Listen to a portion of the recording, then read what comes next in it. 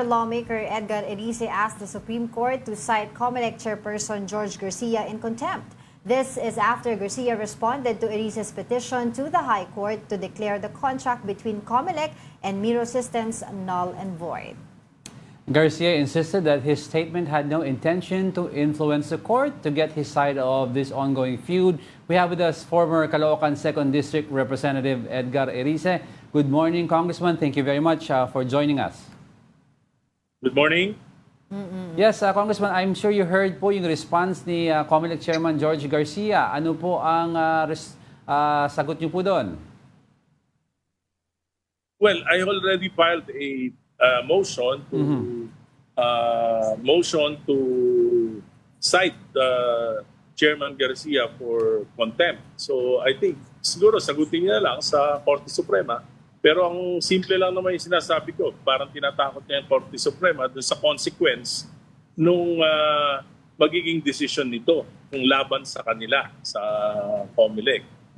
Hindi niya dapat ginagawa to. As a lawyer, dapat alam niya na hindi niya dapat ginagawa to. Ang consequence, simple lang naman kasi, whether the contract is legal or not. Kung illegal yung contract, bakit niya tatakutin na babalik tayo sa manual elections? Samantalang ang liwaliwanag sa batas na we cannot legally go back to manual elections, and there are many ways to conduct automated elections. Duty niya yon, trabaho niya yon, kahit na manalify pa itong Miro contract na ito.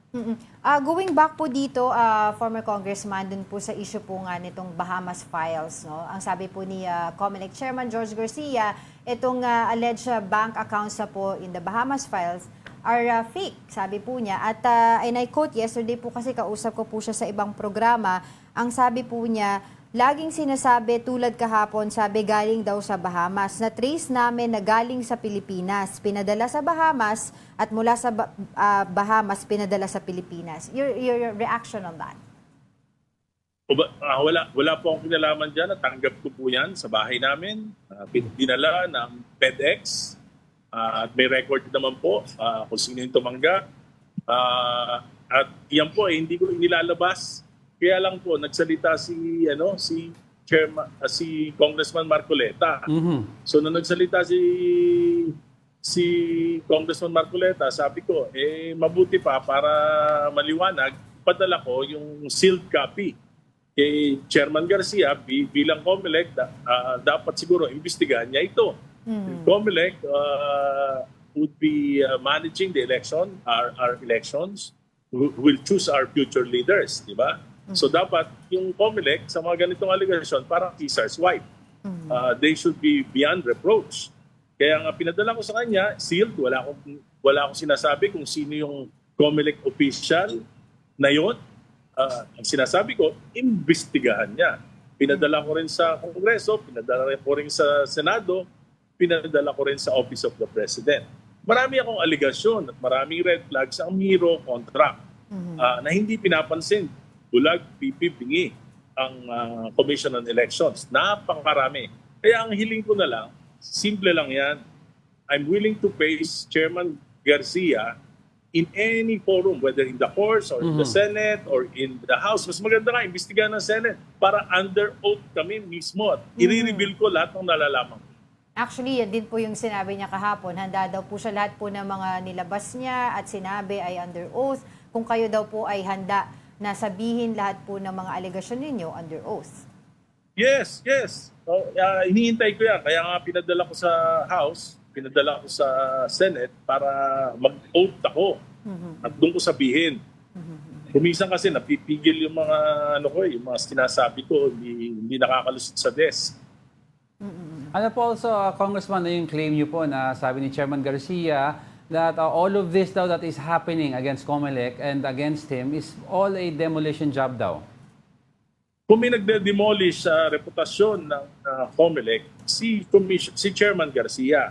Bakit? Ano sabi ng Supreme Court? They committed a grave abuse of discretion. Di ba? Sino nag-abuse? Sila. Hindi yung mga nagsasalita ng laban sa Miro. Pangalawa,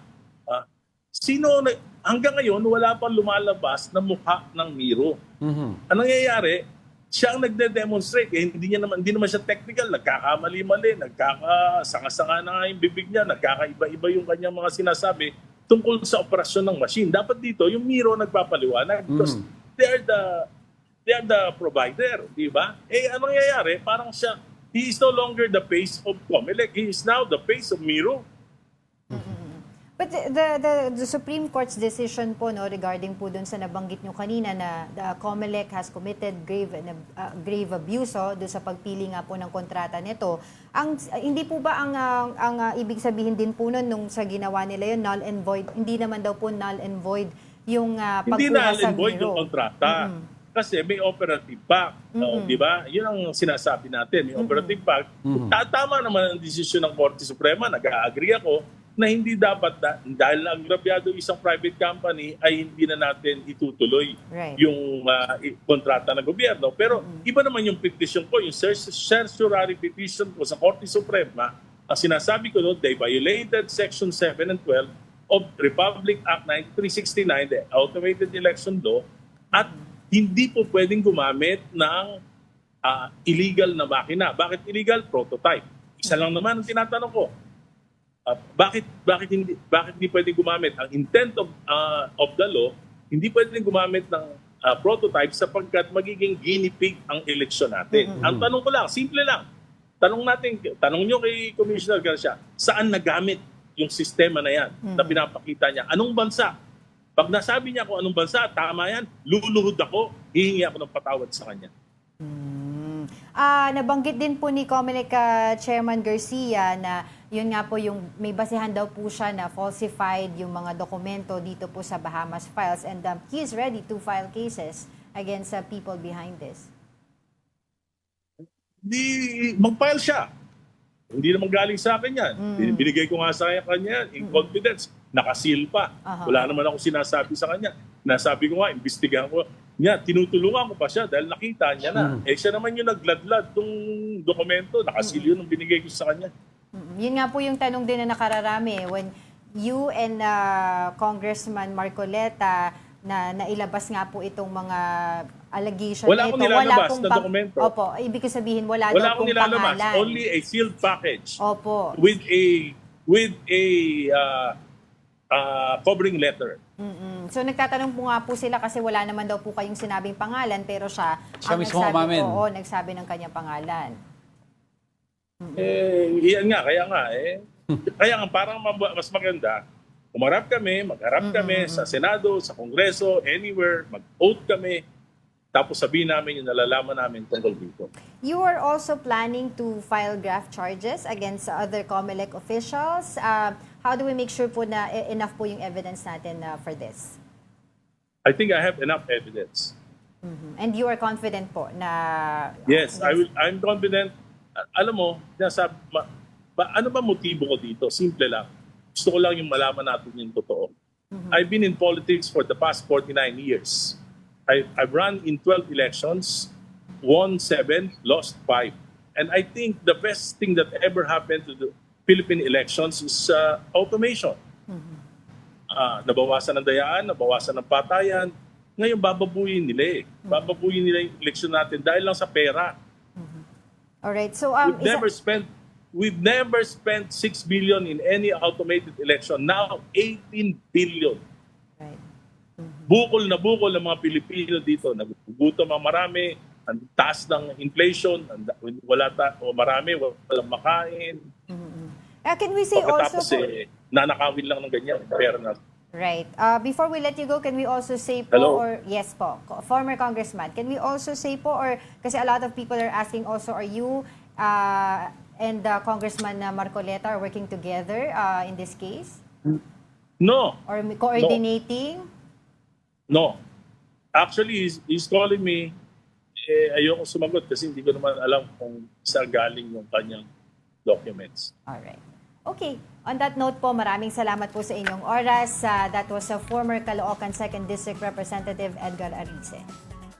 Thank you. Thank you po. Ayun, may medyo lumalalim itong issue but mukhang both parties naman are willing to go to the proper forum or even to Under the oath Senate, daw under diba? oath, para Oo, maimbestigahan itong mga issue na ito, which has to be resolved Hamunan na to ng under before oath. the 2025 midterm elections. Exactly.